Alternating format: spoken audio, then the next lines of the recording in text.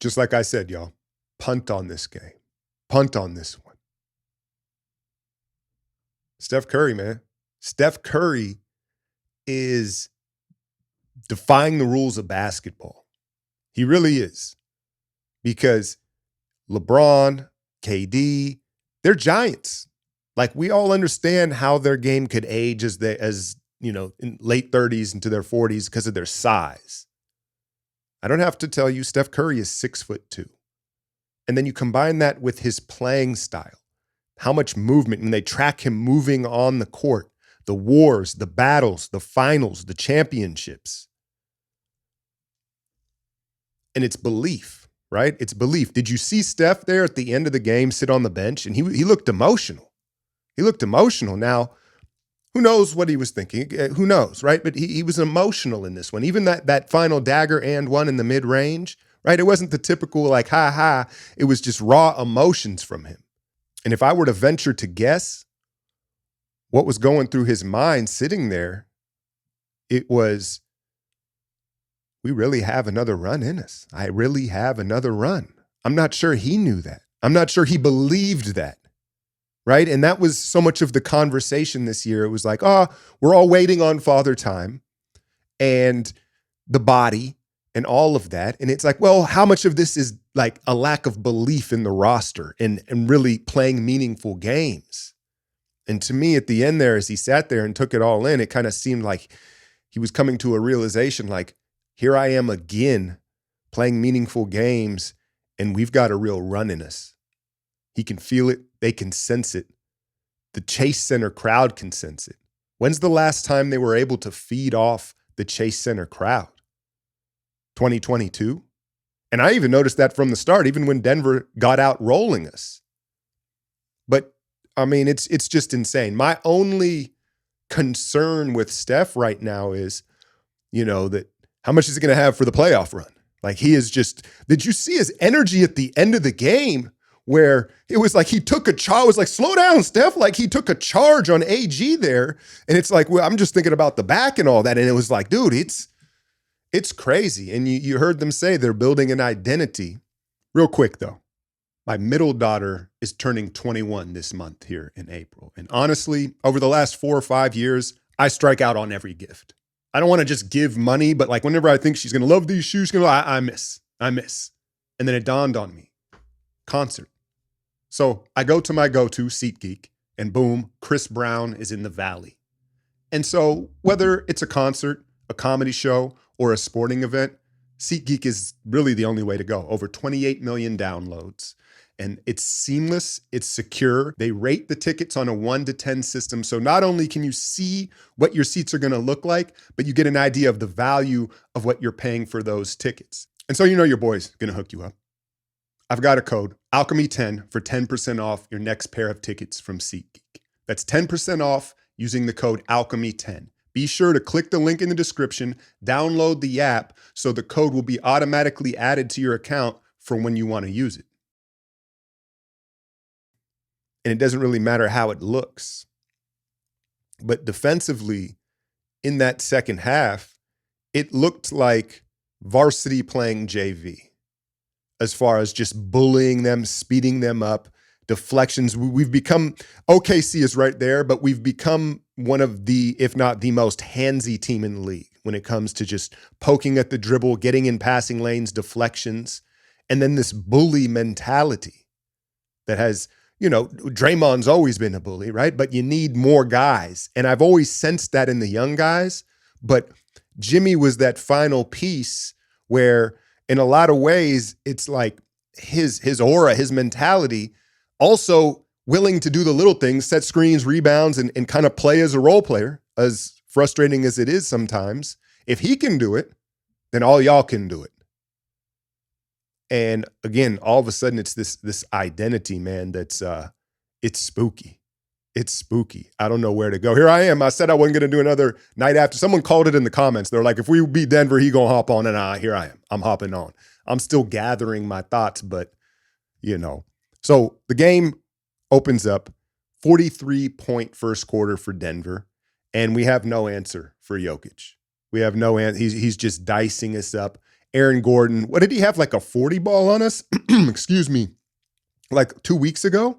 And AG, he's kind of like budget AD in the sense of he presents some of the same problems. He's not the rim protector Anthony Davis is, but just a big-bodied power forward who, if we're helping off somebody else, like he's going to make us pay in the paint and off the ball.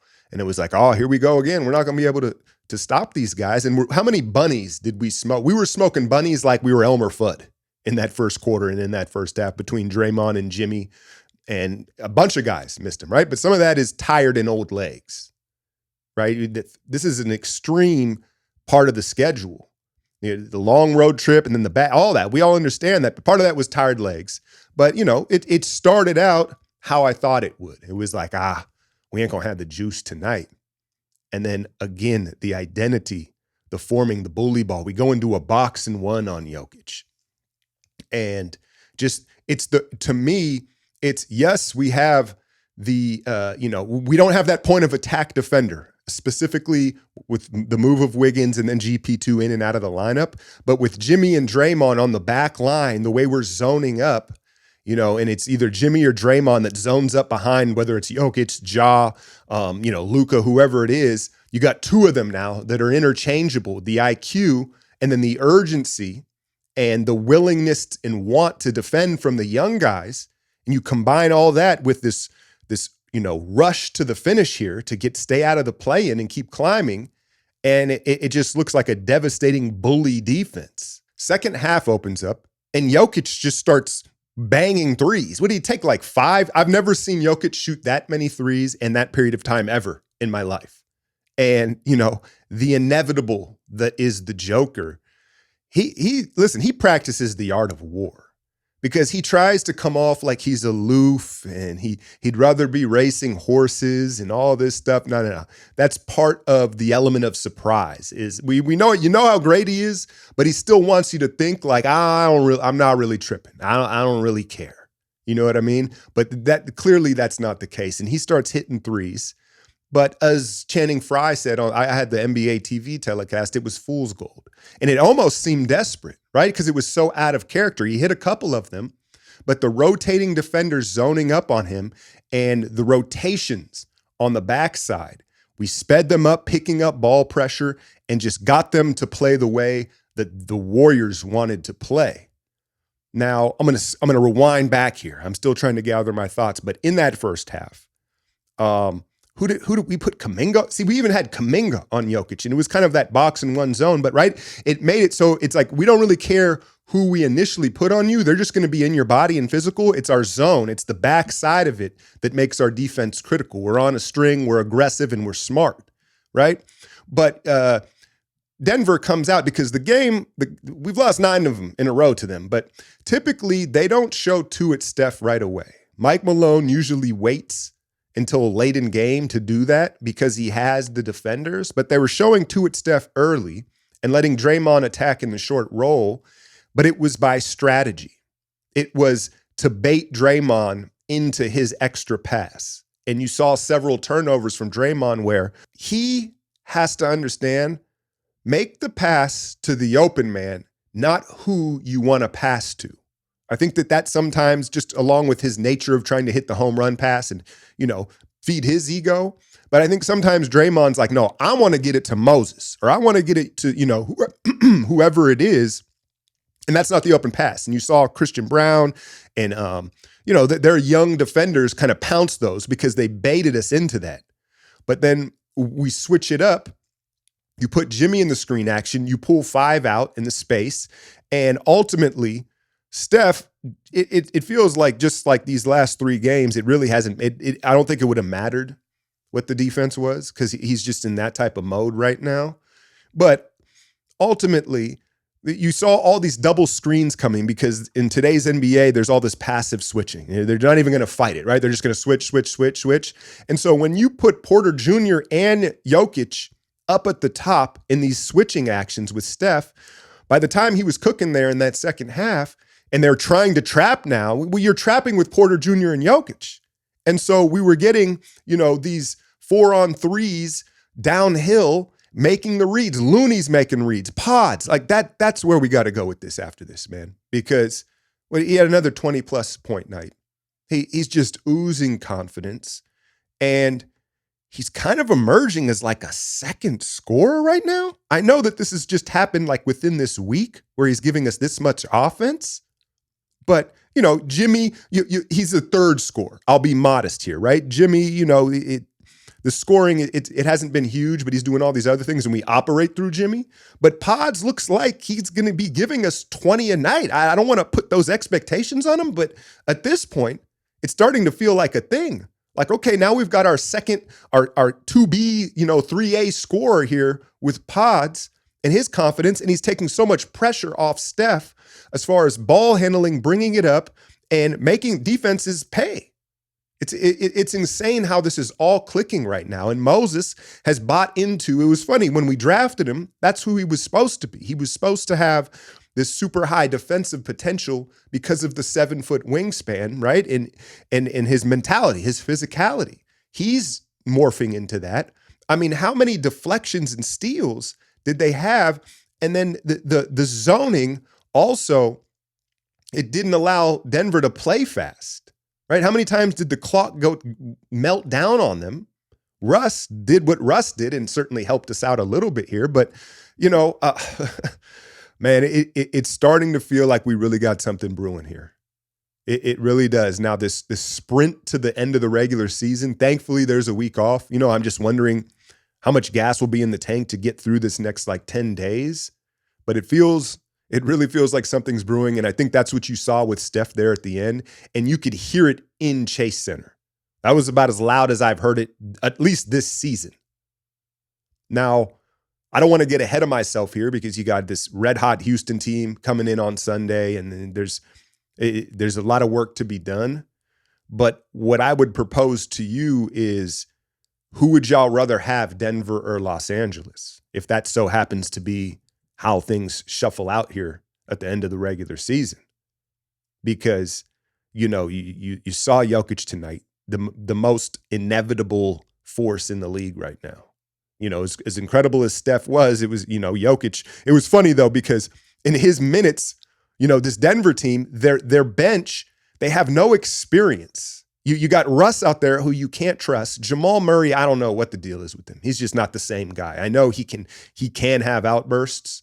Right? Aaron Gordon is really good, obviously, and effective against us, but they don't have the depth. And when Jokic was sitting on the bench there towards the end, as we started to get into a double-digit lead, he was hiding his face. It kind of reminded me of like a Patty Mahomes or Aaron Rodgers or one of these elite quarterbacks where they couldn't stand to watch their defense at the end of a game, like blow it. Like they just knew, like, I can't watch it, right? But again, Denver or Los Angeles, because your first thought is like, well, Jokic is he's the biggest problem. He's the guy that you have no answer for. But then you look at this Lakers team and that whistle, right? The black and whites. Like that do you want to deal with that? So I don't specifically have an answer for you. My gut tells me I'd rather play Denver, even though you got to go into that altitude and you got to deal with Jokic, but you hope to have a more balanced whistle. They've got less depth, right? And so, hey, I think it's a good problem to have either way. That means we're in that 4-5 positioning probably, right? But I'm curious with y'all. I want to avoid that LA whistle. Too much funny stuff happens with the Lakers, Luka and LeBron and all that. And as incredible as Jokic is, I don't believe in his others. They play hard and all that. They have very little playoff experience. Jamal Murray is fickle. We know Russ can help us at times, right? And so I think I'd prefer Denver. It's kind of one of those careful what you ask for things, but I'm getting ahead of myself, right? Because Houston, are we going to, think about this win streak here. At the end of this road trip, Memphis, Lakers, Denver, we got to get Houston too at this point. Hey, no, you know what? I take that back. Punt on Sunday, right? No, rest these guys. But yeah, man, I think my sentiment, I kind of feel like Steph. And again, I'm just throwing shit at the wall. Who knows what Steph was actually thinking? I'm just guessing here. But I guess why I'm guessing that is because that's how I'm kind of feeling. I'm sitting here like, yo, I knew we were going to probably make a push and get in the playoffs. But like, how good can this team be? If Podziemski's going to be a third scorer, right? I mean, if they get this week off and we ride into the playoffs wherever we're slotted, healthy and whole, I know we've been saying this for a week or two, but now it's like it's starting to get spooky. It's spooky hours out in the Western Conference because Steph is entering what is like fifth prime. Draymond all of a sudden is re-energized to be the defensive player of the year. You got Jimmy and all his sneaky stuff. Oh yeah, and Brandon Podziemski now is a third scoring option. This is, yeah, I mean, I can't complain. Can't complain about it. But there will be a breakdown on my Patreon, like after every game tomorrow morning, because I usually don't do these at night. I do that after the breakdowns. That way I've got some more X's and O's for you. And look, if you're looking forward to my videos and you like the channel and the work I put in, the best way to support me is through the Patreon. Like that's how I pay my bills. So I'll leave that link in the description. And we keep it pushing Sunday, the number 2 seed Rockets in town. Y'all enjoy the weekend. Hit that like, share, and subscribe. I'm out, y'all.